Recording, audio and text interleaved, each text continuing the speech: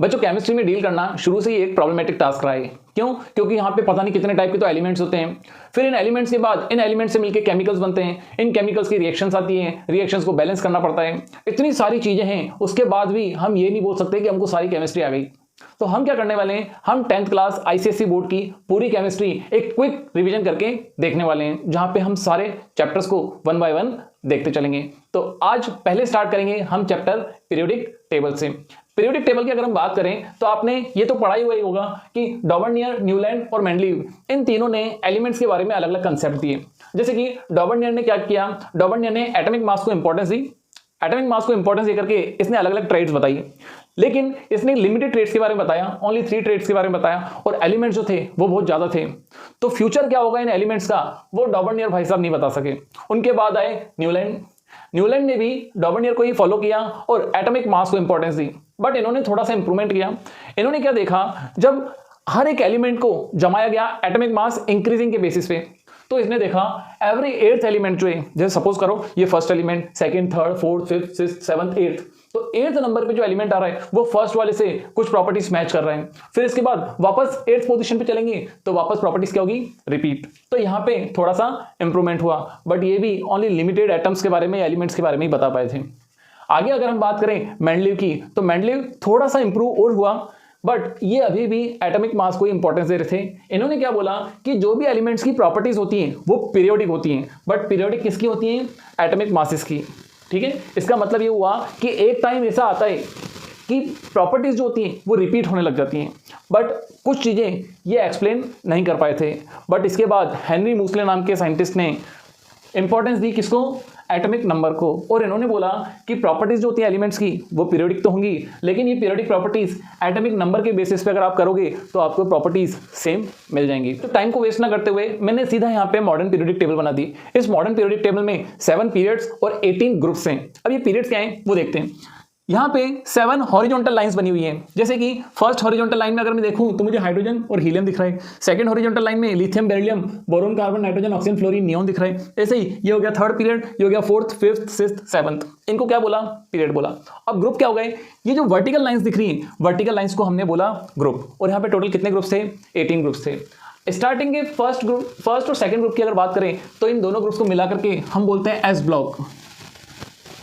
क्या बोलते हैं, एस ब्लॉक। क्यों? क्योंकि जब इनके इलेक्ट्रॉनिक कॉन्फ़िगरेशन हम करते हैं तो आउटर मोस्ट इलेक्ट्रॉन जो है वो कौन सी शेल में जाता है, कौन सी सब शेल में जाता है, एस सब शेल में जाता है। इनको 3 से लेकर के और 12 तक को हम बोलते हैं डी ब्लॉक। 13 से लेकर के 18 तक को इनको हम बोलते हैं पी ब्लॉक। और यहां पे अगर मैं इसकी बात करूं 57 से लेकर 71 और 89 से लेकर 103, इनको हमने नाम दे दिया है लेंथेनाइट सीरीज और एक्टेनाइट सीरीज। तो ये इतने सारे एलिमेंट्स जो हैं इनकी सबकी प्रॉपर्टी सेम थी। नॉर्मली ये रेडियो एक्टिव की तरह बिहेव कर रहे थे, तो इनकी एक अलग से टेबल हम बना देते हैं जिसको क्या बोला जाता है, एफ ब्लॉक। ये बात क्लियर हो गई। 7 पीरियड थे और 18 ग्रुप्स थे। अब हर एक ग्रुप की एक शॉर्ट में बात कर लेते हैं। फर्स्ट ग्रुप की अगर हम बात करें तो फर्स्ट ग्रुप को हम एल्कली मेटल्स भी बोलते हैं। जैसे देखो बच्चों, लिथियम, सोडियम, पोटेशियम, इनके जब बेस बनते हैं तो ये बेस वाटर में डिसॉल्व नहीं होते हैं, इसलिए इनको एल्कली मेटल्स भी बोला जाता है।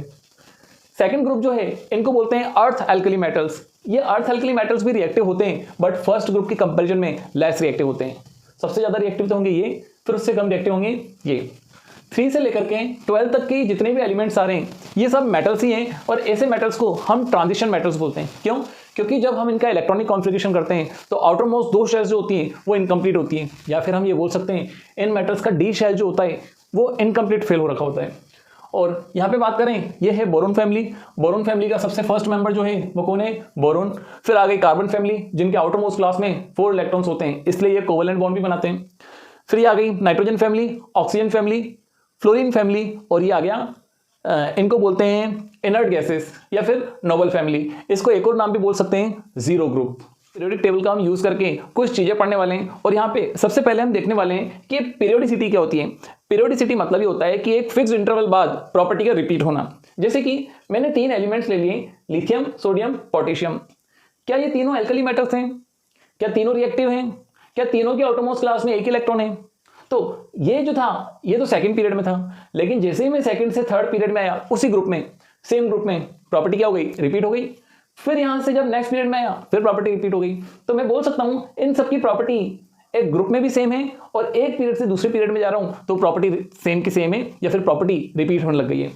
अब हम एलिमेंट्स कैसे याद करते थे? हाइड्रोजन याद करते थे, हाइड्रोजन के बाद हीलियम, फिर लिथियम, फिर बेरिलियम, फिर बोरोन। तो हाइड्रोजन से जब हीलियम पे जा रहे हैं और हीलियम से जब लिथियम पे जा रहे हैं तब हमको प्रॉपर्टीज के बारे में पता नहीं पड़ रहा। लेकिन जब हाइड्रोजन के बाद हीलियम आया और हीलियम के बाद पीरियड चेंज हुआ, कौन सा पीरियड आ गया? सेकंड पीरियड आ गया। तो हमको यहाँ पे पता पड़ गया कि हाइड्रोजन और लिथियम की कुछ प्रॉपर्टीज रिपीट हो रही हैं। हम यहाँ पे ये भी बोल सकते हैं कि इनकी वैलेंसी सेम होती है। पीरियोडिसिटी का मतलब समझ में आ गया। अब बात करें कि पीरियोडिसिटी का रीजन क्या होता है। पीरियोडिसिटी हमने ये पीरियोडिक टेबल किसके बेसिस पे बनाई? एटॉमिक नंबर के बेसिस पे बनाई है। तो होता क्या है कि जब यहाँ पे हम इलेक्ट्रॉनिक कॉन्फ़िगरेशन देखते हैं तो आउटर मोस्ट क्लास का इलेक्ट्रॉनिक कॉन्फ़िगरेशन सेम ही होता है। एग्जाम्पल के लिए इसके आउटर मोस्ट क्लास में एक इलेक्ट्रॉन, इसके आउटर मोस्ट क्लास में एक इलेक्ट्रॉन, इसके भी एक, इसकी भी एक, इसकी भी एक, इसके एक। यहाँ पे आए इसके दो दो दो दो। तो आउटर मोस्ट क्लास की जो नंबर ऑफ इलेक्ट्रॉन्स हैं वो क्या है? सेम है। तो इसलिए ये प्रॉपर्टीज भी सेम शो कर रहे हैं। अब जब हम इस पीरियोडिक टेबल की स्टडी करेंगे तो दो टाइप से स्टडी करेंगे। एक तो हम पीरियोडिक टेबल में लेफ्ट से राइट जाएंगे और दूसरा टॉप से बॉटम की तरफ जाएंगे। कुछ प्रॉपर्टीज टॉप से लेके बॉटम तक इंक्रीज करेंगी, कुछ प्रॉपर्टीज टॉप से लेके बॉटम तक डिक्रीज करेंगी। ऐसे ही लेफ्ट से राइट जब जाएंगे कुछ प्रॉपर्टीज इंक्रीज करेंगी और कुछ प्रॉपर्टीज डिक्रीज करेंगी। एक और चीज देख सकते हैं हम, वैलेंसी। इस पीरियोडिक टेबल की एक खास बात है कि हम किसी भी एलिमेंट की वैलेंसी बहुत इजीली पता कर सकते हैं। देखो ये फर्स्ट ग्रुप है, फर्स्ट ग्रुप मतलब इनकी वैलेंसी 1, ये सेकंड ग्रुप है मतलब इनकी वैलेंसी 2। तो लेफ्ट से राइट अगर हम जा रहे हैं तो वैलेंसी क्या हो रही है? इंक्रीज हो रही है। 1 2। अब सीधा यहाँ पे आ जाओ 13। यहाँ पे ये शो कर रहा है कि वैलेंसी जो होगी वो +3 होगी। फिर यहाँ पे क्या होगा? वैलेंसी +-4। फिर वैलेंसी डिक्रीज होती चलेगी, -3 -2 -1 0। वापस से 1 2 3 +-4 -3 -2 -1 0।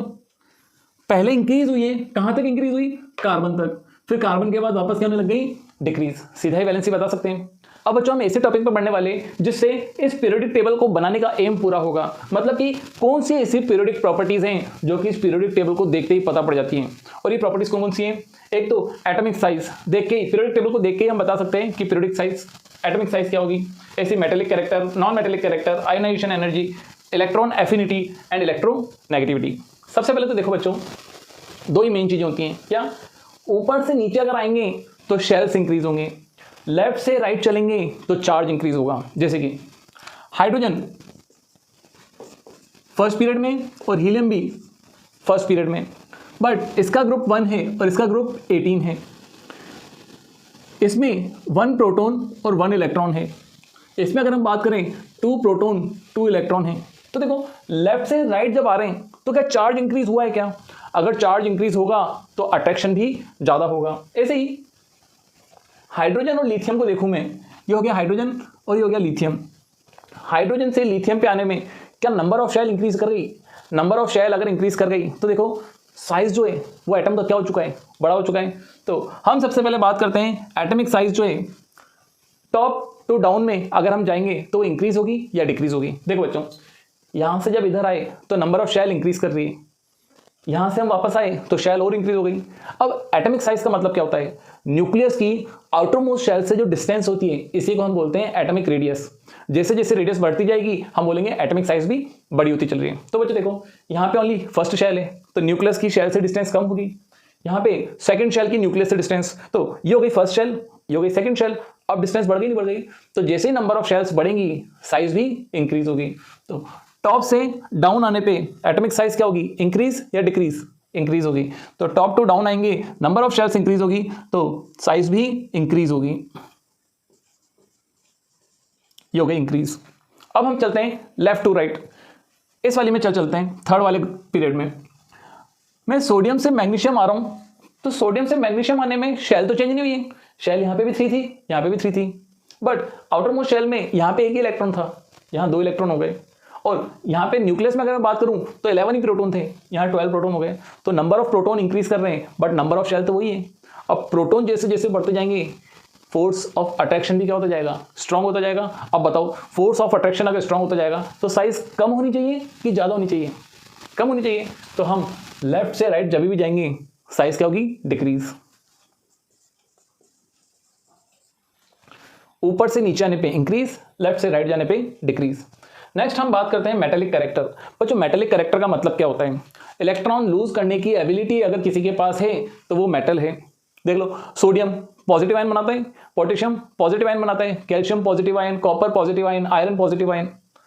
मेटेलिक कैरेक्टर मतलब ये होता है कि कितना इजीली वो इलेक्ट्रॉन लूज कर सकता है। अब ये metallic property top to down में कैसे चेंज होती है और लेफ्ट टू राइट में कैसे चेंज होती है, इसको देखते हैं। अगर हम बात करें ग्रुप की, मतलब टॉप टू डाउन की, तो देखो जैसे जैसे नंबर ऑफ शेल इंक्रीज करती चलेगी, आउटर मोस्ट इलेक्ट्रॉन पे फोर्स ऑफ अट्रैक्शन वीक होगा कि स्ट्रांग होगा, वीक होगा, क्योंकि नंबर ऑफ शेल्स अगर इंक्रीज होते जाएंगे तो न्यूक्लियस का आउटर मोस्ट इलेक्ट्रॉन पे जो फोर्स होगा वो फोर्स वीक होता जाएगा। ऊपर से नीचे आते जाएंगे तो इलेक्ट्रॉन को फ्री कराना बहुत ईजी हो जाएगा। फ्रांशियम को छोड़ देना बस, क्योंकि फ्रांशियम रेडियो एक्टिव है। तो यहां से यहां तक अगर हम आएंगे, यहाँ नंबर ऑफ शेल सबसे ज्यादा है, तो यहाँ के इलेक्ट्रॉन को फ्री कराना तो बहुत ईजी है। यहाँ पे थोड़ा सा हार्ड हो जाएगा, यहाँ थोड़ा सा और हार्ड हो जाएगा, यहाँ बहुत ज्यादा हार्ड, यहाँ और हार्ड, और ये तो इलेक्ट्रॉन बहुत हार्डली लूज करेगा। तो ऊपर से नीचे आने पे मेटेलिक प्रॉपर्टीज इंक्रीज हो रही है, हम यहां सीधा लिख देते हैं इंक्रीज। अब लेफ्ट से राइट चलते हैं। बच्चों पीरियोडिक टेबल में एस ब्लॉक में और डी ब्लॉक में जितने भी एलिमेंट्स हैं ये मैक्सिमम क्या हैं, मेटल्स हैं। और यहां से अगर हम बात करें, ये पूरे इसके पहले जितने भी हैं वो सारे मेटल्स हैं, और इस लाइन के बाद जितने भी हैं वो सारे नॉन मेटल्स हैं। इसका मतलब हम ये बोल सकते हैं कि लेफ्ट से राइट जाने पे मेटेलिक प्रॉपर्टी डिक्रीज हो रही है। या फिर आप ऐसे समझो कि आप लेफ्ट से राइट जाओगे, चार्ज बढ़ेगा, न्यूक्लियस में चार्ज बढ़ेगा। न्यूक्लियर में अगर चार्ज बढ़ेगा तो इलेक्ट्रॉन क्या इजीली लूज हो पाएगा, क्या इजीली लूज नहीं हो पाएगा। और इलेक्ट्रॉन अगर इजीली लूज नहीं हो पाएगा तो मेटेलिक प्रॉपर्टीज डिक्रीज होती चलेंगी, डिक्रीज। अब बच्चों हमने मेटेलिक कैरेक्टर देख लिया ना, मेटेलिक कैरेक्टर किसके बेसिस पे थे, इलेक्ट्रॉन लूज करने की एबिलिटी पे। इलेक्ट्रॉन लूज करने की एबिलिटी को, इलेक्ट्रॉन को लूज कराने के लिए जो एनर्जी चाहिए होती है उस एनर्जी को बोलते हैं आयोनाइजेशन एनर्जी। तो हम नॉन मेटेलिक कैरेक्टर से पहले आयोनाइजेशन एनर्जी वाले टॉपिक को देख लेते हैं। एनर्जी इलेक्ट्रॉन को फ्री कराने के लिए जो चाहिए होती है, किसी भी एटम को गैसियस स्टेट में ले लेते हैं, अब उससे एक इलेक्ट्रॉन हमको निकालना है। इलेक्ट्रॉन निकालने के लिए एनर्जी देनी पड़ेगी। भाई सपोज करो आप मुझसे नॉलेज ले रहे हो, तो मैं भी तो चाहूंगा ना कि आप वीडियो को लाइक, सब्सक्राइब और शेयर करो। ऐसे ही एटम जो है वो इलेक्ट्रॉन दे रहे हैं, तो इलेक्ट्रॉन क्यों देंगे भाई, जब आप एनर्जी दोगे तभी तो इलेक्ट्रॉन देंगे वो। तो जिस एनर्जी को देने पे इलेक्ट्रॉन फ्री होते हैं उसी एनर्जी को हम बोलते हैं आयोनाइजेशन एनर्जी। अब बिल्कुल यहाँ पे अगर इंक्रीज है तो यहाँ पे भी इंक्रीज ही आएगा, रीजन वही होगा जो कि इसमें बताया था, और यहां डिक्रीज था इसलिए यहां पे भी डिक्रीज आ जाएगा। अब बात करते हैं non metallic character. Non metallic character मतलब कि इलेक्ट्रॉन गेन करने की एबिलिटी। जितने भी नॉन मेटल्स आपने देखे वो सारे नेगेटिव आयंस ही तो बनाते हैं। नेगेटिव आयंस क्यों बनाते हैं, दैट मीन्स उनका आउटरमोस्ट शेल इनकम्प्लीट था, कंप्लीट करने के लिए 1, 2 और 3 इलेक्ट्रॉन गेन कर रहे थे। तो यहां से इधर जब जाएंगे, बताओ नॉन मेटेलिक कैरेक्टर्स इंक्रीज होंगे कि डिक्रीज होंगे, लेफ्ट से राइट जाने पे इंक्रीज करेंगे और टॉप से डाउन आने पे डिक्रीज करेंगे। जैसे कि देखो ये ज्यादा अच्छा नॉन मेटल है कि ये ज्यादा अच्छा नॉन मेटल है, तुम बोलोगे सर ये तो मेटल है और ये क्या है, नॉन मेटल। इसका मतलब लेफ्ट से राइट गए तो नॉन मेटेलिक कैरेक्टर इंक्रीज हुए, नॉन मेटेलिक कैरेक्टर इंक्रीज हुए। अब टॉप टू डाउन की बात कर लेते हैं। नॉन मेटल्स यहीं पे हैं तो इन्हीं की बात कर लेते हैं। बच्चों देखो फ्लोरीन और क्लोरीन, यहां पे नंबर ऑफ शेल कम है, यहां नंबर ऑफ शेल ज्यादा है। जहां नंबर ऑफ शेल कम है वहां साइज छोटा है, वहां साइज छोटा है तो इलेक्ट्रॉन जो है वो बहुत इजीली अट्रैक्ट कर लेगा। इसलिए हम बोलेंगे सबसे ज्यादा नॉन मेटेलिक प्रॉपर्टी इसके पास होगी, और ऊपर से नीचे अगर आएंगे तो नॉन मेटेलिक प्रॉपर्टी थोड़ी कम होगी, यहां और कम होगी, यहां और कम हो जाएगी। सबसे अच्छा नॉन मेटल ये होगा। तो टॉप से डाउन में आने पे नॉन मेटल प्रॉपर्टीज डिक्रीज करती हैं। अच्छा ये मैंने उल्टा लिख दिया, लेफ्ट से राइट जाने पे इंक्रीज करती हैं और यहां पे डिक्रीज करती हैं, क्योंकि लेफ्ट टू राइट वाला कॉलम ये है, हमने ये वाला पॉइंट इधर लिख दिया था। अब नॉन मेटेलिक प्रॉपर्टीज में हमने बताया कि इलेक्ट्रॉन गेन करने की एबिलिटी, और इलेक्ट्रॉन गेन करने की एबिलिटी को बोलते हैं हम इलेक्ट्रॉन एफिनिटी। तो जो कॉलम यहां पे बना है सेम कॉलम हम यहां पे भी बना देंगे, डिक्रीज, और यहां पे क्या आ जाएगा, इंक्रीज। और इस चैप्टर का लास्ट पार्ट है इलेक्ट्रोनेगेटिविटी। बच्चों आपने कोवेलेंट बॉन्ड्स पढ़े होंगे। कोवेलेंट बॉन्ड्स की कंडीशन क्या होती है, जब भी कोई एलिमेंट इलेक्ट्रॉन को लूज भी नहीं करता और इलेक्ट्रॉन को डोनेट भी नहीं करता तो वहां पे क्या होता है, इलेक्ट्रॉन की शेयरिंग होती है। जैसे कि आप जितने भी हाइड्रोकार्बन्स हैं, मीथेन, एथेन, प्रोपेन या हाइड्रोकार्बन्स की पूरी सीरीज अगर हम देख लें तो वहाँ सब जगह कोवेलेंट बॉन्ड्स ही बने हुए हैं। HCl की बात कर लें, hydrochloride, hydrogen chloride, hydrogen chloride में क्या है, हाइड्रोजन जो है उसके पास आउटोमोस्ट क्लास में 1 इलेक्ट्रॉन था और क्लोरीन की आउटोमोस्ट क्लास में 7 इलेक्ट्रॉन थे। अब क्या किया जाए, क्लोरीन को 1 इलेक्ट्रॉन चाहिए था बट हाइड्रोजन बोल रहा था मैं नहीं दूंगा। ऐसे हाइड्रोजन अपने आउटोमोस्ट क्लास में 2 इलेक्ट्रॉन चाहता था। अब क्लोरीन ने क्या किया, हाइड्रोजन के साथ बॉन्डिंग बनाई। क्लोरीन ने हाइड्रोजन को बोला कि मैं अपना 1 इलेक्ट्रॉन तेरे साथ शेयर करूंगी। 1 इलेक्ट्रॉन इसके पास पहले से ही था, एक क्लोरीन ने शेयर कर दिया, कितने हो गए इसके पास, 2 हो गए। अब जब क्लोरीन ने शेयर किया है तो हाइड्रोजन को भी क्या करना पड़ेगा, शेयर करना पड़ेगा। इसके पास 7 पहले से ही थे, 1 इलेक्ट्रॉन इसने शेयर कर दिया, कितने हो गए, 8। इसका भी काम हो गया, इसका भी काम हो गया, तो इनके बीच में एक बॉन्ड बन गया जिसको क्या बोलते हैं, कोवेलेंट बॉन्ड। तो हम देखने वाले हैं कि इलेक्ट्रोनेगेटिविटी लेफ्ट से राइट तक क्या होती है और टॉप से बॉटम तक क्या होती है। बच्चों देखो, इनमें तो इलेक्ट्रॉन लूज करने की एबिलिटी होती है और इनमें इलेक्ट्रॉन गेन करने की एबिलिटी होती है। तो हम ये बोलेंगे कि लेफ्ट से राइट जब जाएंगे नंबर ऑफ शेल्स तो वही रहेगी लेकिन चार्ज इंक्रीज होता जाएगा, और जैसे जैसे चार्ज इंक्रीज होता जाएगा इलेक्ट्रोनेगेटिविटी भी इंक्रीज होती जाएगी। लेफ्ट से राइट जाने पे, कहां पे, लेफ्ट से राइट जाने पे इलेक्ट्रोनेगेटिविटी इंक्रीज होगी। अब बात आती है टॉप से बॉटम में क्या होगा। टॉप से बॉटम में बच्चों ऊपर से नीचे आएंगे तो नंबर ऑफ शेल्स इंक्रीज होंगे। नंबर ऑफ शेल्स अगर इंक्रीज होंगे तो आउटरमोस्ट इलेक्ट्रॉन जो आएगा न्यूक्लियस की, उस पर होल्डिंग बढ़ेगी कि कम होगी, होल्डिंग कम होगी। इसलिए हम बोलेंगे कि ऊपर से नीचे अगर आएंगे तो इलेक्ट्रोनेगेटिविटी डिक्रीज होगी।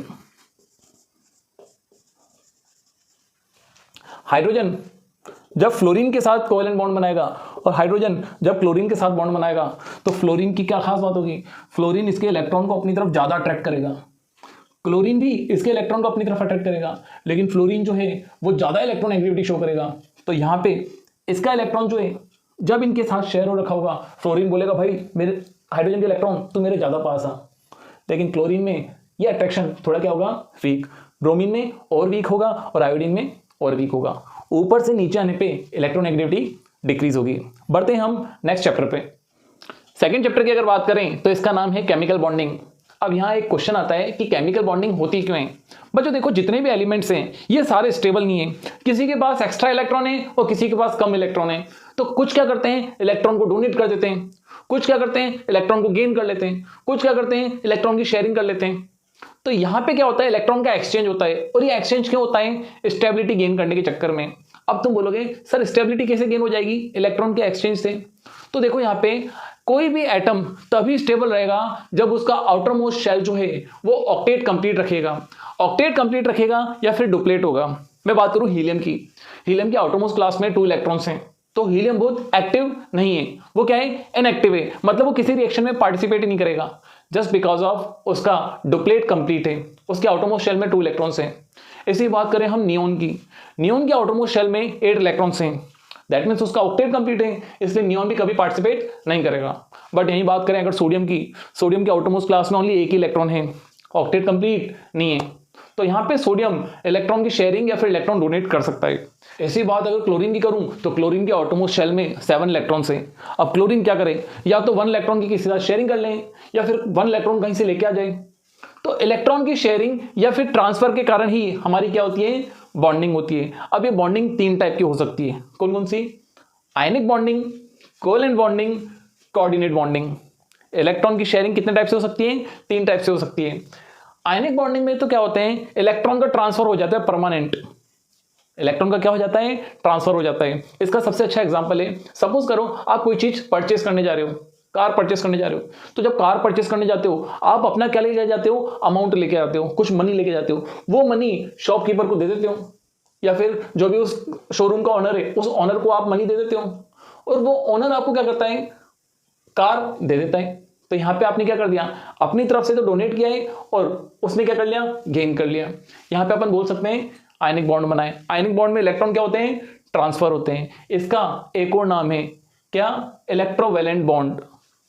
कोवेलेंट बॉन्ड की अगर बात करें तो कोवेलेंट बॉन्ड में क्या होता है, इलेक्ट्रॉन ट्रांसफर नहीं होते हैं, इलेक्ट्रॉन की ओनली क्या होती है, शेयरिंग होती है। इस कोवेलेंट बॉन्ड का एक और नाम होगा मॉलिक्यूलर बॉन्ड। एग्जांपल्स की अगर बात करें तो जितनी भी गैसेस आप देख रहे हो, चाहे O2, N2, H2, CO2, HCl, ये सारे कोवेलेंट बॉन्ड के कारण बने हैं। और लास्ट होता है कोऑर्डिनेट बॉन्ड। कोऑर्डिनेट बॉन्ड में क्या होता है कि मान लो कोई एक मॉलिक्यूल बन गया, उस मॉलिक्यूल में इलेक्ट्रॉन्स का एक पेयर फ्री है, तो वो जो फ्री पेयर है वो किसी दूसरे आयन के साथ क्या हो जाएगा, शेयर हो जाएगा। इसको अभी हम समझेंगे, फिलहाल तो शॉर्ट में बात करते हैं कि जो शेयर्ड इलेक्ट्रॉन होते हैं वो कौन देता है, कंबाइनिंग एटम। एग्जांपल की अगर बात करें, ये हो गया अमोनियम आयन। अमोनियम आयन में क्या था, अमोनिया जो था, अमोनिया में फॉर्मूला होता है NH3। यहाँ पे नाइट्रोजन के पास 2 इलेक्ट्रॉन फ्री थे जिसको हम बोलते हैं लोन पेयर, और ऐसे ही एक आयन था H+ आयन। अब H+ आयन के पास एक भी इलेक्ट्रॉन नहीं है। ऑक्टेट कंप्लीट करने के लिए, ऑक्टेट नहीं, डुप्लेट कंप्लीट करने के लिए इसको 2 इलेक्ट्रॉन चाहिए। नाइट्रोजन ने बोला मैं दे रहा हूं ना, तो नाइट्रोजन ने अपना वो जो लोन पेयर था वो हाइड्रोजन के साथ शेयर कर लिया, तो यहाँ पे बॉन्डिंग हो गई और अमोनियम आयन फॉर्म हो गया। ऐसे ही वाटर का फॉर्मूला होता है H2O। H2O में ऑक्सीजन के पास भी 2 लोन पेयर होते हैं, तो ऑक्सीजन ने एक हाइड्रोजन को बोला कि आजा और मेरे 2 इलेक्ट्रॉन्स शेयर कर ले, तो यहाँ पे क्या बन गया, H3O+ आयन, या इसको हाइड्रोनियम आयन भी बोलते हैं। तो किस टाइप से बॉन्डिंग होगी, इन 3 टाइप से बॉन्डिंग होगी। सबसे पहले हम वापस समझते हैं आयनिक बॉन्डिंग को। आयनिक बॉन्डिंग में मैंने आपको ये तो बता ही दिया, इलेक्ट्रॉन का क्या होगा, ट्रांसफर होगा। अब एक यहाँ पे एटम होगा जो कि इलेक्ट्रॉन को डोनेट करेगा। मान लो मैं हूं इलेक्ट्रॉन को डोनेट करने वाला, मेरे पास एक्स्ट्रा इलेक्ट्रॉन है, मैंने डोनेट कर दिया। अब मेरे पास पहले जितने प्रोटॉन थे अब उतने प्रोटॉन हैं, लेकिन पहले जितने इलेक्ट्रॉन थे उससे कम इलेक्ट्रॉन रह गया मेरे पास, क्योंकि मैंने इलेक्ट्रॉन डोनेट कर दिया ना। तो मेरे पास प्रोटॉन तो ज्यादा है लेकिन इलेक्ट्रॉन क्या हो गए, कम। इसलिए मैं अब आयन में कन्वर्ट हो चुका हूं और मेरे को बोला जाएगा पॉजिटिव आयन या फिर कैटायन। एक एटम क्या करता है, इलेक्ट्रॉन को डोनेट करता है और डोनेट होकर के पॉजिटिव आयन में कन्वर्ट हो जाता है। ये बात समझ आई क्या? एग्जांपल देख लो, सोडियम का इलेक्ट्रॉनिक कॉन्फ़िगरेशन होता है 2,8,1। आउटर मोस्ट शेल में एक इलेक्ट्रॉन है, तो ये इलेक्ट्रॉन एक्स्ट्रा है, इसको ऑक्टेट कंप्लीट नहीं करने दे रहा, तो सोडियम क्या करता है, 1 इलेक्ट्रॉन को लूज कर देता है और लूज करके सोडियम प्लस आयन बना लेता है। अब देखो इसका इलेक्ट्रॉनिक कॉन्फ़िगरेशन हो गया 2,8, ऑक्टेट कंप्लीट है, दैट मीन्स ये स्टेबल हो चुका है। ऐसे ही एक एटम ऐसा होता है जो कि इलेक्ट्रॉन को गेन करता है। भाई एक अगर डोनेट करने वाला है तो एक गेन करने वाला भी होना चाहिए ना। क्लोरीन का इलेक्ट्रॉनिक कॉन्फ़िगरेशन था 2,8,7, इसको 1 इलेक्ट्रॉन की जरूरत थी, सोडियम ने दे दिया वो इलेक्ट्रॉन और ये हो गया 2,8,8। जब इसने 1 इलेक्ट्रॉन ले लिया, इलेक्ट्रॉन एक्स्ट्रा हो गया है, इलेक्ट्रॉन एक्स्ट्रा होने के कारण इसके ऊपर नेगेटिव चार्ज आ गया और इसको हम बोलते हैं क्लोराइड आयन। ये सोडियम का एटम था, ये सोडियम का आयन है। ये क्लोरीन का एटम था, ये क्लोरीन का आयन है। ये बात समझ में आ गई क्या?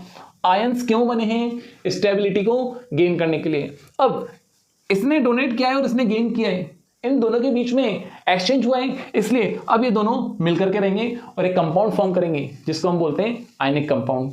और इनके बीच में जो बॉन्ड बना है उस बॉन्ड को क्या बोलेंगे? Ionic bond. आयनिक बॉन्ड किन किन चीजों पे डिपेंड करता है इसको एक बार देखते हैं। कंडीशंस फॉर आयनिक बॉन्ड, एक तो क्या होना चाहिए, लो आयोनाइजेशन पोटेंशियल होना चाहिए। बच्चे से पहले वाले चैप्टर में हमने आयोनाइजेशन पोटेंशियल देखा था कि किसी भी एटम से इलेक्ट्रॉन फ्री कराने के लिए कुछ एनर्जी चाहिए होती है। मान लो मेरे पास एक्स्ट्रा इलेक्ट्रॉन है, अब मेरे को मेरा इलेक्ट्रॉन का अगर कोई फ्री कराना चाहता है तो कैसे फ्री कराएगा? मेरे को लालच देना पड़ेगा। अब मैं थोड़े से लालच में अपना इलेक्ट्रॉन दे रहा हूं या ज्यादा लालच में अपना इलेक्ट्रॉन दे रहा हूं, वो डिपेंड करता है। मेरे को किसी ने एनर्जी दी और मैंने इलेक्ट्रॉन फ्री कर दिया, इसको बोलते हैं आयोनाइजेशन पोटेंशियल। आयनिक बॉन्ड बनाने के लिए आयोनाइजेशन पोटेंशियल बहुत कम होना चाहिए। मैं जितना इजीली इलेक्ट्रॉन लूज कर दूंगा उतना इजीली आयन में कन्वर्ट हो जाऊंगा, और जितना इजीली आयन बन जाएगा उतने इजीली आयनिक बॉन्ड बन जाएगा। आयोनाइजेशन पोटेंशियल क्या होना चाहिए? लो। सेकंड है हाई इलेक्ट्रॉन एफिनिटी। बच्चों देखो, मैंने जो इलेक्ट्रॉन लूज किया है, इस इलेक्ट्रॉन को गेन करने वाला भी तो कोई होना चाहिए। इलेक्ट्रॉन के गेन करने की प्रोसेस को हम बोलते हैं इलेक्ट्रॉन एफिनिटी। तो ये जो क्लोरीन है, इस क्लोरीन के पास इलेक्ट्रॉन गेन करने की एबिलिटी बहुत ज्यादा होनी चाहिए। बहुत ज्यादा होगी तभी तो ये नेगेटिव आयन में कन्वर्ट होगा, और नेगेटिव आयन में कन्वर्ट होगा तभी तो आयनिक बॉन्ड बनेगा। तो आयोनाइजेशन पोटेंशियल तो क्या होना चाहिए? लो, बट एफिनिटी क्या होनी चाहिए? हाई। फ्री बहुत इजीली कर दे और गेन भी बहुत इजीली कर ले, और होना चाहिए लार्ज इलेक्ट्रोनेगेटिविटी डिफरेंस। बच्चों मैंने आपको बताया था कि इलेक्ट्रोनेगेटिविटी मतलब क्या होता है, इलेक्ट्रॉन को अपने पास खींचने की एबिलिटी को अपन क्या बोलते हैं? इलेक्ट्रोनेगेटिविटी। इलेक्ट्रॉन को अपने पास अगर अपन खींच लेंगे तो अपन कौन से आयन बना लेंगे? Negative ion. अब बताओ, ये और ये दोनों में से कौन नेगेटिव आयन बनने की कोशिश ज्यादा करेगा? ये करेगा। मेरे को बताओ, आपने क्या आज तक सोडियम का नेगेटिव आयन देखा है? नहीं देखा।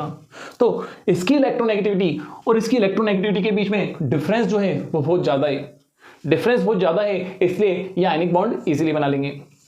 आयनिक बॉन्ड बनाने की 3 कंडीशन हो गई, low ionization potential, high electron affinity और इलेक्ट्रोनेगेटिविटी का जो डिफरेंस है वो बहुत ज़्यादा होना चाहिए।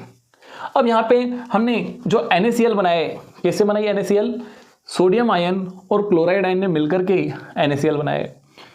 यहाँ पे हमारे पास सोडियम का एटम भी था और सोडियम का आयन भी था, ऐसे ही क्लोरीन का एटम भी था और क्लोराइड का आयन भी था। इनमें देखते हैं क्या क्या डिफरेंस है। सबसे पहला डिफरेंस देखते हैं कलर का।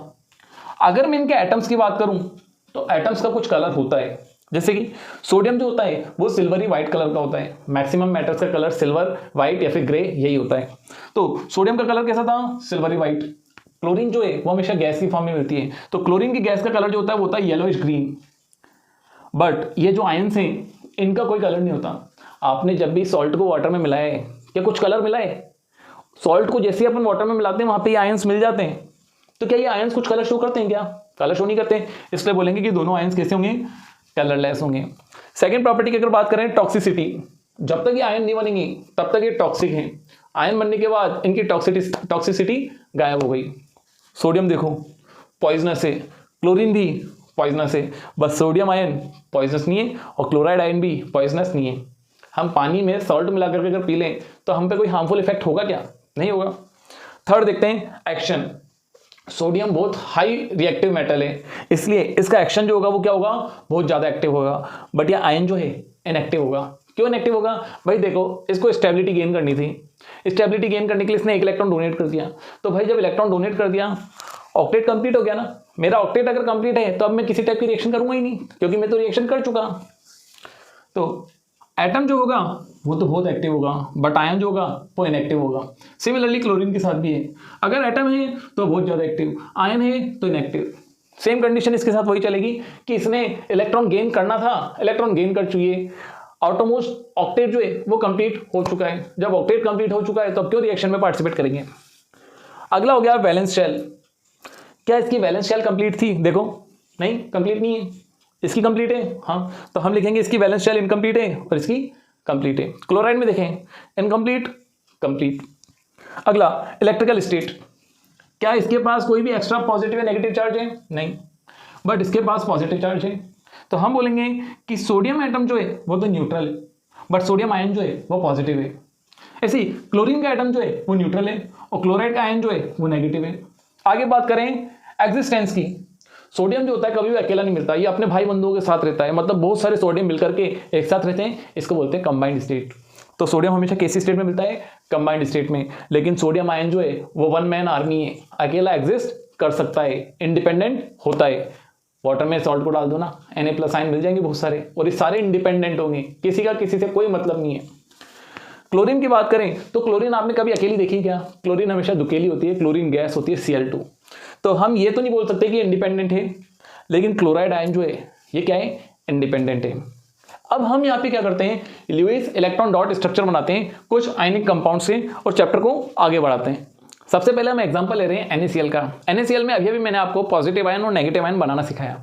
सोडियम के पास आउटरमोस्ट क्लास में 1 इलेक्ट्रॉन एक्स्ट्रा है, तो ये इलेक्ट्रॉन को लूज करेगा और पॉजिटिव आयन बना लेगा। ऐसे ही क्लोरीन के पास आउटरमोस्ट शेल में 7 इलेक्ट्रॉन्स हैं, 1 इलेक्ट्रॉन कम है, तो ये 1 इलेक्ट्रॉन गेन करेगा एंड क्लोराइड आयन फॉर्म करेगा। इसमें होता क्या है? ये Na ने अपना 1 इलेक्ट्रॉन क्लोरीन को डोनेट कर दिया। क्लोरीन के आउटरमोस्ट क्लास में 7 इलेक्ट्रॉन्स थे, 1 2 3 4 5 6 7। ये जब डोनेट कर देगा तो फॉर्म करेगा पॉजिटिव आयन, और ये इलेक्ट्रॉन जो है अपनी पोजीशन यहाँ पे शिफ्ट कर लेगा ना, इसलिए हमने ये शो कर दिया ये जो इलेक्ट्रॉन आया था यहाँ पे और बाकी के 7 इलेक्ट्रॉन एज इट इज।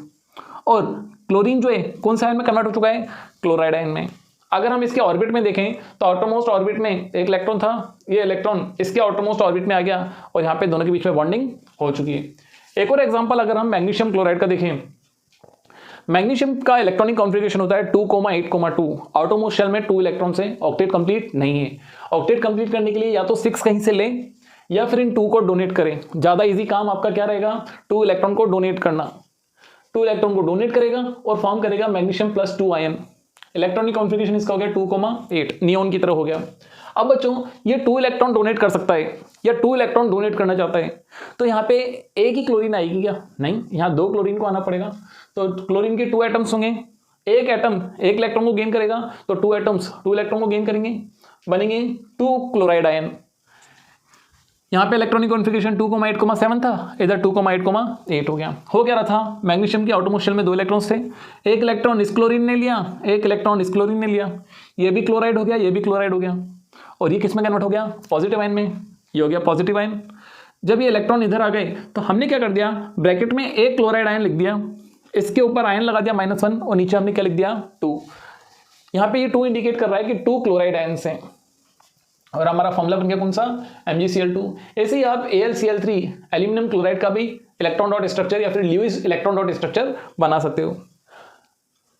अब आयनिक बॉन्ड का जो फॉर्मेशन होता है, या हम बोलते हैं कि इलेक्ट्रोवैलेंट बॉन्ड फॉर्मेशन जो होती है, ये एक रेडॉक्स रिएक्शन होती है। हमने रेडॉक्स रिएक्शन को कैसे याद रखा है कि एक का तो हो ऑक्सीडेशन और दूसरे का हो रिडक्शन। ऑक्सीजन का ऐड होना ऑक्सीडेशन, ऑक्सीजन का निकलना रिडक्शन। हाइड्रोजन का ऐड होना रिडक्शन, हाइड्रोजन का निकलना ऑक्सीडेशन। हाइड्रोजन के बेसिस पे तो हमको ऑक्सीडेशन रिडक्शन याद है। एक हम ऑक्सीडेशन रिडक्शन देख लेते हैं इलेक्ट्रॉन के बेस पे। अगर कोई इलेक्ट्रॉन लूज कर रहा है दैट मीन्स ऑक्सीडेशन, और कोई इलेक्ट्रॉन अगर गेन कर रहा है रिडक्शन। यहाँ पे देखो, सोडियम ने तो इलेक्ट्रॉन लूज किया है ना, पॉजिटिव आयन बनाए, तो जब भी पॉजिटिव आयन बनेगा ऑक्सीडेशन हुआ है, और जब भी नेगेटिव आयन बनेगा रिडक्शन हुआ है। NaCl की जब फॉर्मेशन हो रही थी तो क्लोरीन गैस थी, क्लोरीन अकेला एटम कहाँ एग्जिस्ट करता? क्लोरीन की एटमिसिटी 2 है, इसका मतलब 2 क्लोरीन हमेशा एक साथ रहते हैं। ये ले लिया हमने क्लोरीन गैस, 2 क्लोरीन आई है तो 2 सोडियम एटम को आना पड़ेगा, ये हो गया 2 सोडियम एटम। इन्होंने मिलकर के 2 सोडियम आयन बनाए और 2 क्लोराइड आयन बनाए। यहां पे तो हुआ है ऑक्सीडेशन, सोडियम एटम का सोडियम आयन में कन्वर्ट होना ऑक्सीडेशन, क्लोरीन एटम का क्लोरीन आयन में कन्वर्ट होना रिडक्शन। ऑक्सीडेशन रिडक्शन दोनों जब एक साथ हों इसी को ही तो रिडॉक्स रिएक्शन बोलते हैं। रिडॉक्स रिएक्शन को और अच्छे से समझने के लिए हमने एक एग्जांपल और लिया हुआ है कॉपर ऑक्साइड का। ये रहा कॉपर ऑक्साइड। देखो यहाँ पे कॉपर के साथ ऑक्सीजन है, यहाँ कॉपर के साथ ऑक्सीजन नहीं है। ऑक्सीजन का निकलना क्या होता है? रिडक्शन। इसका हो गया रिडक्शन। हाइड्रोजन यहाँ अकेला था, यहाँ हाइड्रोजन के साथ ऑक्सीजन जुड़ गई तो यहाँ क्या हुआ? ऑक्सीडेशन। अब तुम बोलोगे सर इलेक्ट्रॉन के बेस पे समझाओ ना। देखो यहाँ पे 2 हाइड्रोजन थे, इन 2 हाइड्रोजन ने क्या कर रखा है? एक एक इलेक्ट्रॉन की शेयरिंग कर रखी है और अपनी डुप्लीसिटी को कंप्लीट किया हुआ है। मतलब 2 इलेक्ट्रॉन्स इनके आउटरमोस्ट क्लास में हैं, एक हाइड्रोजन, इसके आउटरमोस्ट शेल में 1 इलेक्ट्रॉन, इसके में 1 इलेक्ट्रॉन, दोनों ने इलेक्ट्रॉन शेयर कर लिए। मतलब इसका इलेक्ट्रॉन जो है इसके पास भी जा रहा है, इसका इलेक्ट्रॉन जो है इसके पास भी जा रहा है, इलेक्ट्रॉन की शेयरिंग हो रखी है। तो सबसे पहले ये हाइड्रोजन जो है इलेक्ट्रॉन को लूज करेगा, इलेक्ट्रॉन को लूज करेगा मतलब कि पॉजिटिव आयन में कन्वर्ट होगा। पॉजिटिव आयन में यहाँ पे अगर कन्वर्ट हो गया इसका मतलब ऑक्सीडेशन। तो इसका तो क्या हुआ है? ऑक्सीडेशन, क्योंकि पॉजिटिव आयन बनाया है इसने। अब देखो कॉपर को अपना ऑक्सीजन लूज करना पड़ेगा। ये बॉन्ड क्यों बना होगा? कॉपर ने 2 इलेक्ट्रॉन्स दिए होंगे और ऑक्सीजन ने 2 इलेक्ट्रॉन लिए होंगे। तो कॉपर ऑक्सीजन को बोल रहा है कि बहन अब तू जा, मेरे को मेरे इलेक्ट्रॉन वापस दे जा और तू नेगेटिव आयन में वापस कन्वर्ट हो जा, just because of hydrogen is waiting for you.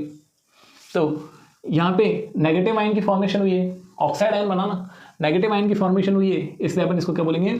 Reduction. यहाँ हुआ है ऑक्सीडेशन, यहाँ हुआ है रिडक्शन। तो ये पूरा टॉपिक था हमारा आयनिक बॉन्ड। आगे हम बात करते हैं कोवेलेंट बॉन्ड की, या फिर जिसको हम मॉलिक्यूल बॉन्ड भी बोलते हैं। बच्चों आयनिक बॉन्ड में तो क्या हो रहा था? एक इलेक्ट्रॉन डोनेट करने वाला था, एक गेन करने वाला था, तो दोनों के बीच में डील हो रही थी और इस डील में कुछ भी ऑब्जेक्शन नहीं हो रहा था और आयनिक कंपाउंड बन रहे थे। बट कोवेलेंट कंपाउंड में क्या होता है? 2 ऐसे एटम्स पार्टिसिपेट करते हैं, 2 या 2 से ज्यादा ऐसे एटम पार्टिसिपेट करते हैं जो कि इलेक्ट्रॉन को गेन करने पर फोकस करते हैं। दैट मीन्स यहाँ पे इलेक्ट्रॉन एफिनिटी जो होती है वो हाई तो होती है, लेकिन दोनों एटम्स की इलेक्ट्रॉन एफिनिटी हाई होती है। तो अब यहाँ पे होगा क्या? इलेक्ट्रॉन ये भी डोनेट नहीं करेगा, ये भी डोनेट नहीं करेगा, लेकिन लेना दोनों चाहते हैं। तो यहाँ पे क्या होगा? इलेक्ट्रॉन की शेयरिंग होगी। इलेक्ट्रॉन की जब भी शेयरिंग होगी तो जो कंपाउंड फॉर्म होंगे उनको कोवेलेंट कंपाउंड बोलेंगे, या फिर मॉलिक्यूलर, इनके बीच में जो बॉन्ड बनेगा उस बॉन्ड को क्या बोलेंगे? मॉलिक्यूलर बॉन्ड या फिर कोवेलेंट बॉन्ड। इलेक्ट्रॉन्स क्या होते हैं? शेयर होते हैं, और ये इलेक्ट्रॉन्स भी इक्वली शेयर होते हैं। ये नहीं कि मैं 10 इलेक्ट्रॉन शेयर कर रहा हूं और तुम ओनली 5 इलेक्ट्रॉन शेयर करोगे। इक्वल, मैंने अगर 1 शेयर किया है तो तुम भी 1 शेयर करोगे, मैंने 2 किया है तो तुम भी 2 करोगे। अभी हम क्या कर रहे हैं? हम कोवेलेंट बॉन्ड ही तो फॉर्म कर रहे हैं। मैं आपके साथ अपनी नॉलेज शेयर कर रहा हूं और आप मेरे वीडियो को सबके साथ शेयर कर रहे हो। एक ही तो बात है, दोनों एक दूसरे की क्या कर रहे हैं? जरूरत को पूरा कर रहे हैं। अच्छा, किनके बीच में फॉर्म होता है ये कोवेलेंट बॉन्ड? नॉन मेटल्स के बीच में। कोवेलेंट बॉन्ड्स की अगर बात करें तो ये 3 टाइप के हो सकते हैं, सिंगल, डबल, ट्रिपल। बच्चों देखो, जब मैं एक शेयर करूंगा और सामने वाला भी एक शेयर करेगा तो एक बॉन्ड बन गया। इस बॉन्ड में कितने इलेक्ट्रॉन्स की शेयरिंग हुई है? 2 इलेक्ट्रॉन्स की शेयरिंग हुई है और एक सिंगल बॉन्ड बनाए, इसको बोलते हैं सिंगल बॉन्ड। बात समझाई सिंगल बॉन्ड की? एग्जांपल देखें, हाइड्रोजन के पास एक ही इलेक्ट्रॉन था आउटरमोस्ट में, इसके पास आउटरमोस्ट में 7 थे। हाइड्रोजन ने क्लोरीन को बोला चल अपन इलेक्ट्रॉन शेयर करते हैं, क्लोरीन ने भी बोला चल ठीक है। तो इसके पास 1 तो था, 1 इलेक्ट्रॉन क्लोरीन ने शेयर किया, 2 इलेक्ट्रॉन्स हो गए इसके पास। इसके नहीं है वो, एक तो इसी का ही है, लेकिन शेयरिंग होने के कारण इसके पास 2 हो गए। हाइड्रोजन हैप्पी है। अब हाइड्रोजन अगर हैप्पी हो गया तो क्लोरीन को भी तो हैप्पी करेगा। तो हाइड्रोजन ने क्या बोला कि ले तू भी मेरा शेयर कर। 7 इसके पास पहले से ही थे, एक इलेक्ट्रॉन इसके पास शेयर होने के लिए आ गया, कितने हो गए? 8 हो गए। ये भी हैप्पी, ये भी हैप्पी, दोनों के बीच में एक बॉन्ड बन गया जिसको बोलते हैं सिंगल कोवेलेंट बॉन्ड। ऐसे ही कार्बन के आउटरमोस्ट क्लास में 4 इलेक्ट्रॉन्स होते हैं। तो यहां पे 4 हाइड्रोजन आए, देखो 4 तो पहले से ही थे, एक ये शेयर करेगा 5, एक ये शेयर करेगा 6, एक ये शेयर करेगा 7, एक ये शेयर करेगा 8। कार्बन के 4 थे और 4 हाइड्रोजन ने अपने इलेक्ट्रॉन शेयर कर दिए, 8 हो गए। इस हाइड्रोजन के साथ कार्बन ने शेयर कर दिया, इसके साथ भी इसने शेयर किया, इसके साथ भी इसने शेयर कर दिया, इसके साथ भी इसने शेयर कर दिया। तो ऐसा नहीं है कि कार्बन ने किसी के साथ पार्शियलिटी कर दी, इधर वाले हाइड्रोजन के साथ 1 शेयर किया है, इसके साथ 1, इसके साथ 1, इसके साथ 1। यहां पे फॉर्मेशन हुई है एक गैस की जिसको हम बोलते हैं मीथेन गैस। ऐसे ही डबल बॉन्ड की बात करते हैं। डबल बॉन्ड में क्या होता है, हर एक एटम 2 इलेक्ट्रॉन्स की शेयरिंग करता है। मैं यहां से अगर 2 की शेयरिंग कर रहा हूं तो सामने से भी 2 की शेयरिंग होगी। अब जब 1-1 इलेक्ट्रॉन की शेयरिंग हो रही थी तो सिंगल बॉन्ड बनेगा, 2-2 इलेक्ट्रॉन्स की अगर शेयरिंग होगी तो डबल बॉन्ड बनेगा।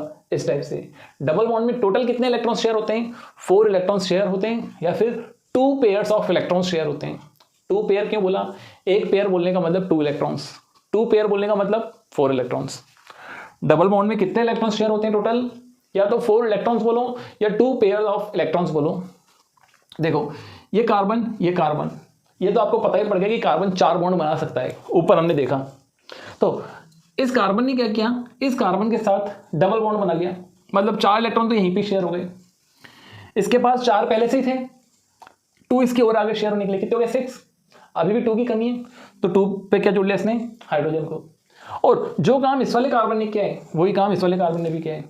ये फॉर्मूला बन चुका है हमारा एथीन का। और लास्ट हम देखें ट्रिपल बॉन्ड। ट्रिपल बॉन्ड में क्या होता है कि मैं 3 इलेक्ट्रॉन शेयर करूंगा, सामने वाला भी 3 इलेक्ट्रॉन्स की शेयरिंग करेगा। तो 3-3 इलेक्ट्रॉन्स अगर शेयर होंगे, टोटल कितने इलेक्ट्रॉन्स हो गए? 6 इलेक्ट्रॉन्स हो गए या फिर 3 पेयर ऑफ इलेक्ट्रॉन्स हो गए। कार्बन ने एक दूसरे के साथ 3-3 की बॉन्डिंग की है, 3-3 की बॉन्डिंग हो गई, मतलब 6 इलेक्ट्रॉन्स तो यहाँ पे हो गए और एक यहाँ पे हो गया। इस कार्बन का ऑक्टेट कंप्लीट हो गया, इसका भी ऑक्टेट कंप्लीट हो गया। और यहाँ पे ये जो कंपाउंड बना है, इस कंपाउंड को हम बोलते हैं एथाइन। क्या बोलते हैं? एथाइन।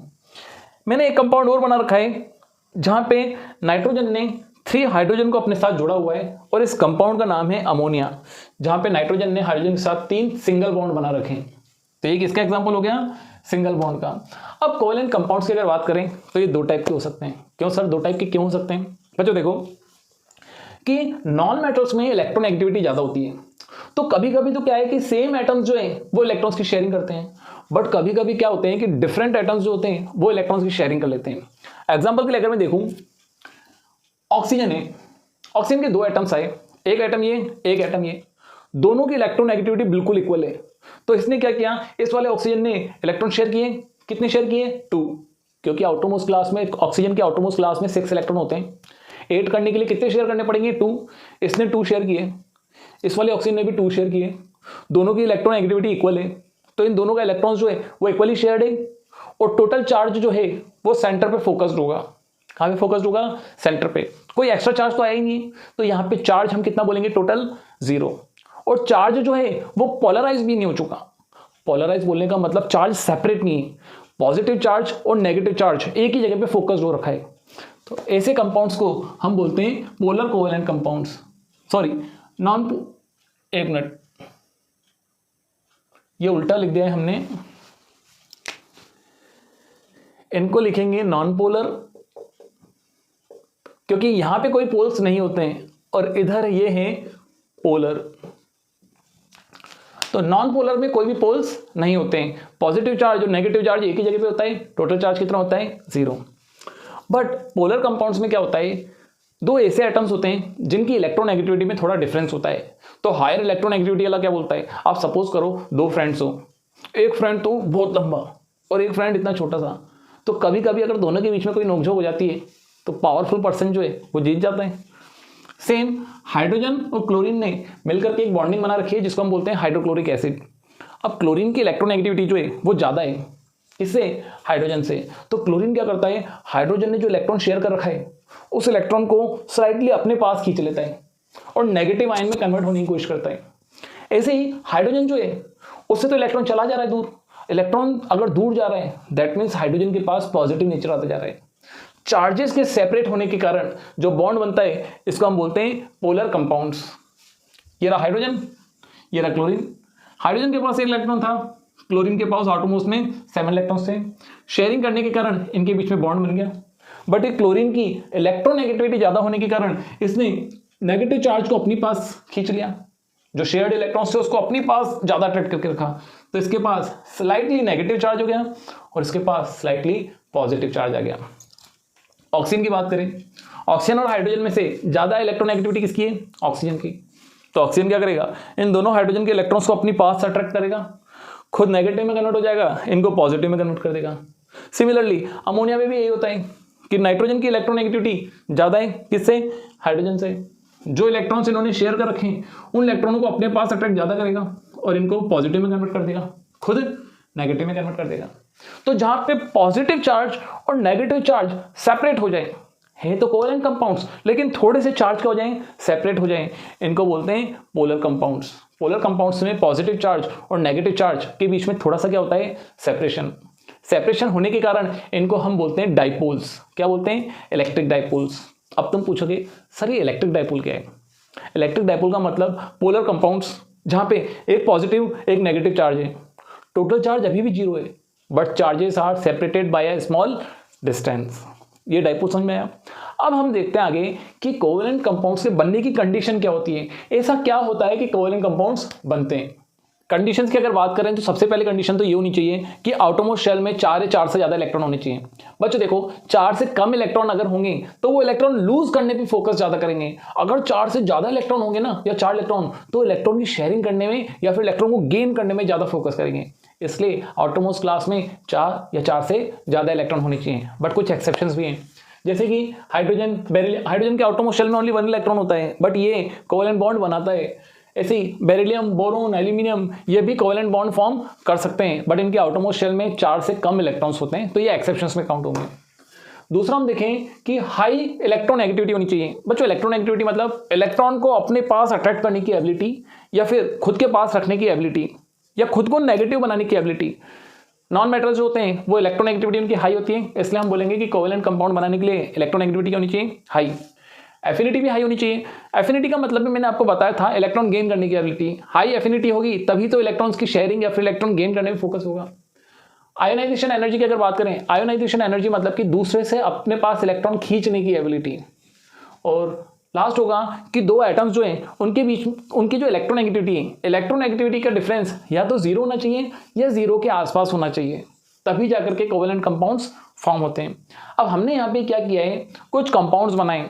अब इन कंपाउंड्स में हमने क्या किया है, मेटल्स भी लिए, नॉन मेटल्स भी लिए, मेटल नॉन मेटल की रिएक्शन के कंपाउंड्स भी बनाए, नॉन मेटल के कंपाउंड्स भी बनाए। और ये कंपाउंड्स हमने बनाए कौन से, 2 टाइप के कंपाउंड्स बनाए, एक बनाए क्लोराइड्स और एक बनाए ऑक्साइड्स। सोडियम से अगर स्टार्ट करें, sodium, magnesium, aluminium, silicon, phosphorus, sulphur, chlorine तक चलते हैं। यहाँ पे देखो sodium, magnesium, aluminium, silicon, phosphorus, sulphur, chlorine. अब सोडियम जब क्लोरीन के साथ मिलेगा, इन दोनों के बीच में इलेक्ट्रोनेगेटिविटी का डिफरेंस बहुत ज्यादा है, इसलिए ये आयनिक कंपाउंड बनाते हैं। मैंने आपको बताया कि इलेक्ट्रोनेगेटिविटी का डिफरेंस जो होता है वो 0 या 0 के आसपास ही होना चाहिए। बहुत ज्यादा डिफरेंस अगर हो जाएगा तो कोवैलेंट कंपाउंड्स फॉर्म नहीं होंगे, वहां आयनिक कंपाउंड्स फॉर्म होंगे। डिफरेंस बहुत ज्यादा था इसलिए यहाँ पे आयनिक कंपाउंड्स फॉर्म हुए। ऐसे ही MgCl2 वापस इलेक्ट्रोनेगेटिविटी में डिफरेंस बहुत ज्यादा है, इसलिए यहाँ पे भी आयनिक कंपाउंड फॉर्म हुआ है। AlCl3 एल्यूमिनियम के पास इलेक्ट्रॉन शेयरिंग करने की एबिलिटी भी होती है और इलेक्ट्रॉन लूज करने की एबिलिटी भी होती है, तो यहाँ पे ये पार्शियल तो कोवेलेंट बॉन्ड बनाएगा और पार्शियल आयनिक बॉन्ड बनाएगा, ये हमने यहाँ पे लिख दिया। सिलिकॉन के आउटरमोस्ट शेल में 4 इलेक्ट्रॉन्स होते हैं। अब 4 या 4 से ज़्यादा अगर होगा तो कोवेलेंट बॉन्ड ही बनेंगे, इसलिए कोवेलेंट लिक्विड बन चुका है। फिर फास्फोरस की अगर बात करें तो फास्फोरस के आउटरमोस्ट शेल में 5 इलेक्ट्रॉन होते हैं, बट वो 3 इलेक्ट्रॉन की भी शेयरिंग कर सकता है, 5 की भी शेयरिंग कर सकता है। 3 की शेयरिंग करेगा तो फास्फोरस ट्राइक्लोराइड बनाएगा, 5 की शेयर कराएगा तो फास्फोरस पेंटाक्लोराइड बनेगा। ये जो होगा वो लिक्विड में होगा, ये जो होगा वो सॉलिड में होगा। सल्फर जब क्लोरीन के साथ बनेगा तो सल्फर क्लोराइड बनाएगा H2Cl2, जो कि कोवेलेंट लिक्विड होगा, और क्लोरीन के साथ मिलकर के तो क्लोरीन गैस ही बनाएगा, कोवेलेंट गैस होगी।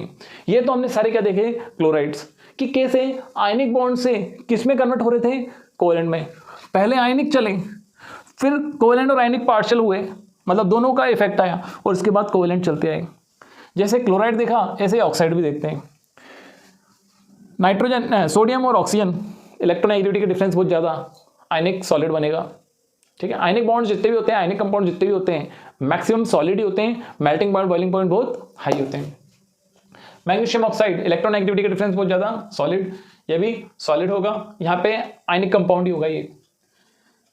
सिलिका SiO2, सिलिका हम जो सैंड देखते हैं उस सैंड का फॉर्मूला होता है SiO2, जो कि कोवेलेंट सॉलिड होता है। कौन सी बॉन्डिंग हुई है यहाँ पे, कोवेलेंट बॉन्डिंग हुई है। फॉस्फोरस पेंटाऑक्साइड कोवेलेंट बॉन्डिंग हुई है, सॉलिड होता है ये भी। SO2 SO3 कोवेलेंट गैस होते हैं, SO2 SO3 गैस के बारे में आपने पढ़ा होगा। और ये है Cl2O7 जो कि कोवेलेंट गैस है। ये हमने देखे कोवेलेंट कंपाउंड्स। अब कोवेलेंट कंपाउंड्स में किस टाइप से इलेक्ट्रॉन की शेयरिंग होती है, मतलब कि इलेक्ट्रॉन डॉट स्ट्रक्चर कैसा होता है, एक बार इसको देखते हैं, समझते हैं इनके स्ट्रक्चर को कि कैसे यहाँ पे कोवेलेंट कंपाउंड्स या बॉन्ड्स बनते हैं। सबसे पहले हम बात कर रहे हैं हाइड्रोजन की। हाइड्रोजन की अगर बात करें तो 2 हाइड्रोजन है, दैट मीन्स दोनों की इलेक्ट्रोनेगेटिविटी सेम है।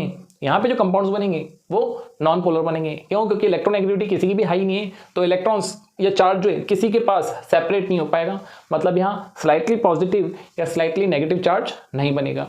किसके अंदर आएंगे, नॉन पोलर के अंदर। हाइड्रोजन के आउटरमोस्ट क्लास में 1 इलेक्ट्रॉन था, इस हाइड्रोजन के आउटरमोस्ट क्लास में भी 1 इलेक्ट्रॉन था। आउटरमोस्ट क्लास में अगर 1 इलेक्ट्रॉन है तो डिप्लेट नहीं बनाए, दैट मीन्स आउटरमोस्ट क्लास में या तो 2 इलेक्ट्रॉन्स होने चाहिए या फिर 8 होने चाहिए ऑक्टेट कंप्लीट करने के लिए। इन दोनों हाइड्रोजन ने मिलना पसंद किया और मिलकर के क्या किए, दोनों इलेक्ट्रॉन की शेयरिंग कर ली। इस हाइड्रोजन में 2 इलेक्ट्रॉन्स हैं, इस हाइड्रोजन में भी 2 इलेक्ट्रॉन्स हैं, दोनों सेटिस्फाइड हैं और दोनों ने 1-1 इलेक्ट्रॉन की शेयरिंग की है, दैट मीन्स इनके बीच में एक सिंगल बॉन्ड बन गया।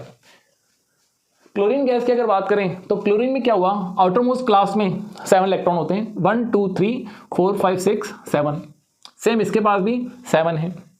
स्टेबल तो होगा नहीं, क्यों स्टेबल नहीं होगा, क्योंकि ऑक्टेट ही कंप्लीट नहीं है। ऑक्टेट कंप्लीट करने के लिए या तो 1 लाना पड़ेगा या फिर 1 की शेयरिंग करनी पड़ेगी। इन्होंने शेयरिंग करना पसंद किया तो दोनों मिल गए। अब देखो इस वाले क्लोरीन में 1 2 3 4 5 6 7, ये 7 तो इसके थे ही सही, एक इस वाले क्लोरीन ने भी शेयर कर दिया, 8 हो गए। सिमिलरली इस क्लोरीन में भी 1 2 3 4 5 6 7 8, ये जो 2 इलेक्ट्रॉन्स शेयर्ड हो रखे हैं ये इस क्लोरीन का भी माना जाएगा, इस क्लोरीन का भी माना जाएगा, दोनों की इलेक्ट्रोनेगेटिविटी सेम है, इसका मतलब ये भी नॉन पोलर में ही आएंगे। आगे हम बात करें H2O की।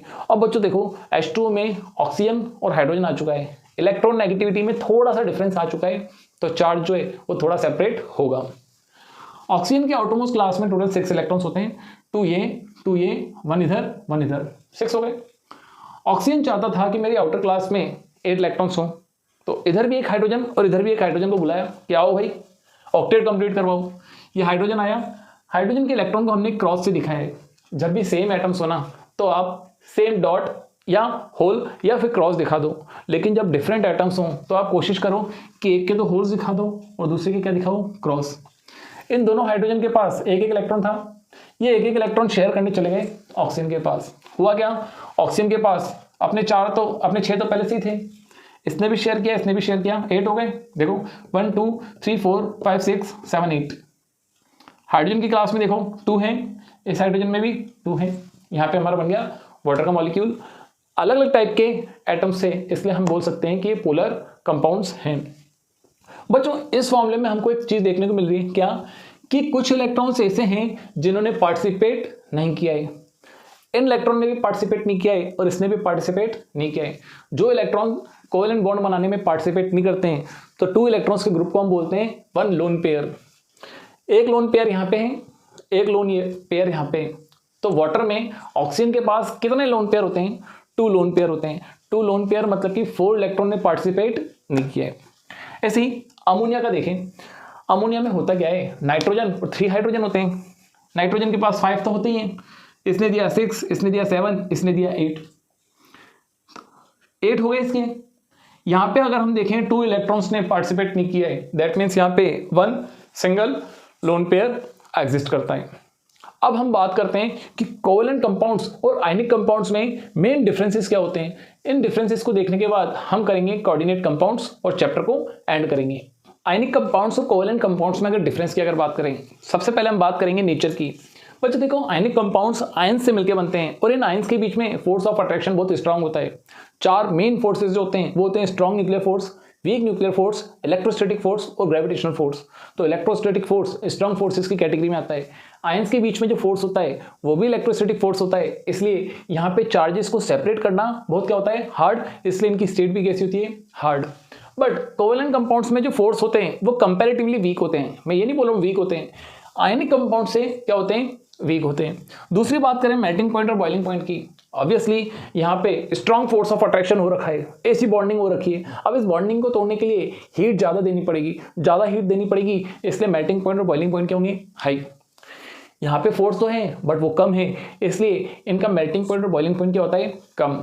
इवन कोवेलेंट कंपाउंड्स तो ऐसे होते हैं कि रूम टेम्परेचर पे भी गैस फॉर्म में होते हैं या फिर लिक्विड फॉर्म में होते हैं। अब ऑक्सीजन देख लो, कोवेलेंट बॉन्ड है यहाँ पे ऑक्सीजन में गैस फॉर्म में, क्लोरीन गैस फॉर्म में, हाइड्रोजन गैस फॉर्म में, नाइट्रोजन गैस फॉर्म में। ओनली वाटर जो है कोवेलेंट कंपाउंड है वो लिक्विड स्टेट में। और भी कुछ बात करें जैसे बेंजीन हो गया, ये भी कोवेलेंट है लिक्विड की फॉर्म में। अगली बात करें इलेक्ट्रिसिटी की। बच्चों आयनिक कंपाउंड्स जो होते हैं ऐसे तो इनके बीच में फोर्स ऑफ अट्रैक्शन बहुत ज़्यादा होता है, बट जैसे इनको पानी में डालते हैं आयंस की फॉर्म में टूट जाते हैं। वाटर देखो पोलर होता है ना, पोलर होता है, पॉजिटिव और नेगेटिव चार्ज थोड़ा सेपरेट होता है। यहाँ पे भी ये क्या करता है, वाटर क्या करता है, पॉजिटिव आयन को अलग कर देता है और नेगेटिव आयन को अलग कर देता है, मतलब आयंस मिल जाते हैं। और आयंस अगर मिल जाएंगे, आयंस लिक्विड में अगर मिल गए, दैट मीन्स करंट को कंडक्ट करेंगे। आयनिक कंपाउंड मॉल्टेन स्टेट में, मॉल्टेन स्टेट बोलने का मतलब सॉल्यूशन अगर इनका बना लिया हमने तो करंट को कंडक्ट करेंगे, बट कोवेलेंट कंपाउंड नहीं करते।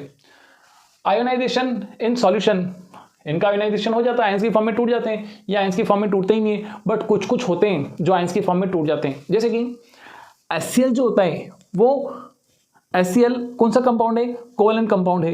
वाटर के अंदर जैसे ही डालते हैं ये भी पोलर होता है, ये भी पोलर होता है। वाटर के अंदर जैसे ही डालते हैं H3O आयन या फिर हाइड्रोनियम आयन मिल जाता है और साथ में क्लोराइड आयन भी मिल जाता है।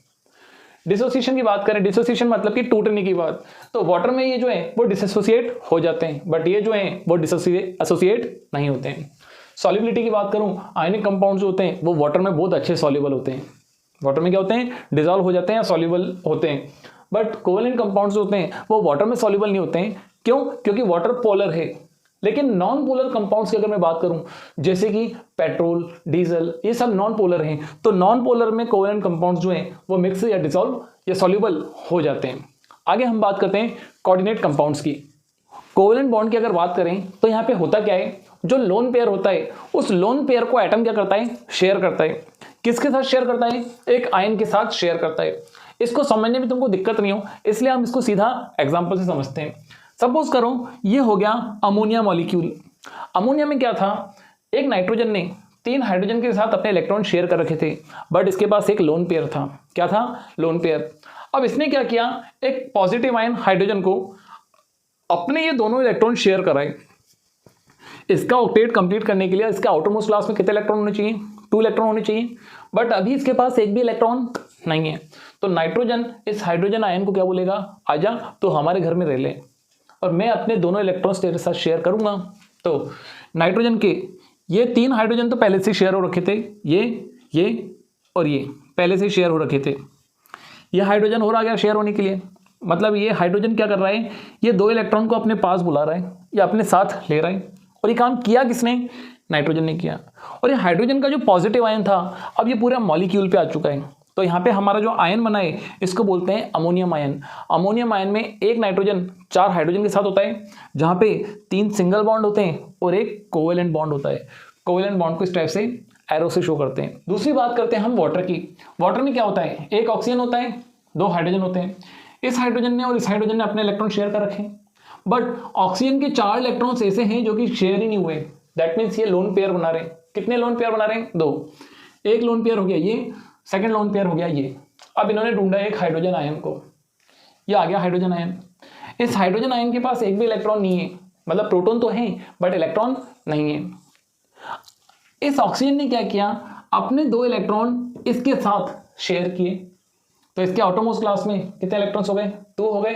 दैट मीन्स इसने हीलियम की तरह अपना ऑक्टेट कंप्लीट कर लिया। ये शेयर हो रखा था, ये वाला भी शेयर हो रखा था, और इसने क्या किया, इन 2 इलेक्ट्रॉन्स के साथ शेयरिंग कर ली। तो 2 तो हो गया हमारे कोवेलेंट बॉन्ड और एक हो गया कोऑर्डिनेट बॉन्ड। इस टाइप से हमने तीनों बॉन्ड को कंप्लीट देख लिया। कौन कौन से बॉन्ड थे, आयनिक बॉन्ड, कोवेलेंट बॉन्ड और कोऑर्डिनेट बॉन्ड। आशा करता हूं ये 2 चैप्टर्स आपको समझ में आया होगा, बट फिर भी अगर कोई डाउट हो तो कमेंट सेक्शन में भर भर के कमेंट्स डालना और अपने डाउट्स बताना। मिलते हैं नेक्स्ट लेक्चर में, तब तक के लिए see you, thank you, bye, all the best.